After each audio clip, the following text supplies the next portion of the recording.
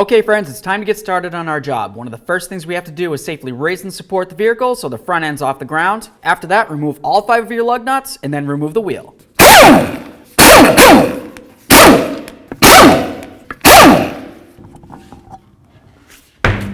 We're just going to turn the wheel so we have complete access to this area right here. The next thing I want to do is relieve my jam nut.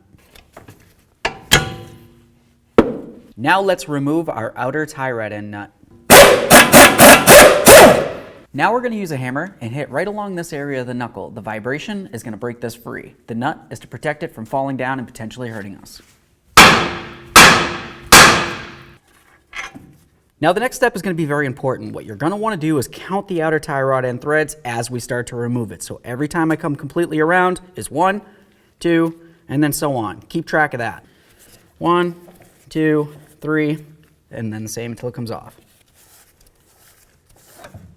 Now it's time to install our outer tie rod end. Now when you install this, you want to count the threads as you put it on. So the same amount of threads as it took to take it off, do the same putting it on.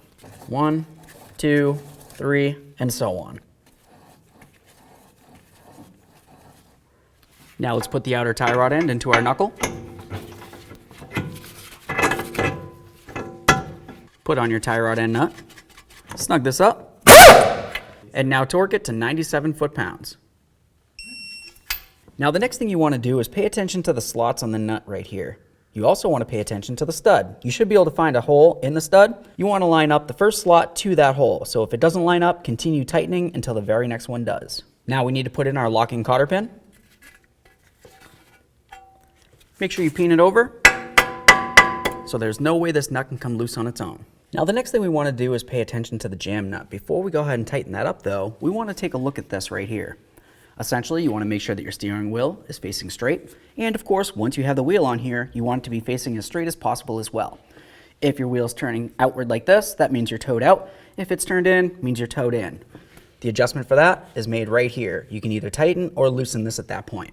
Once you're sure that this looks straight enough, let's continue on to bottoming out our jam nut. The torque for this should be 55 foot-pounds. If you don't have a torque wrench that can get on there, just go ahead and make sure it's nice and snug.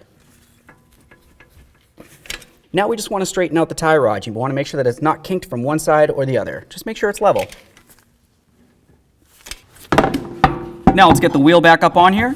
We'll start on all of our lug nuts, bottom them out, get the wheel so it's safely touching the ground, and then we'll torque these to 100 foot-pounds.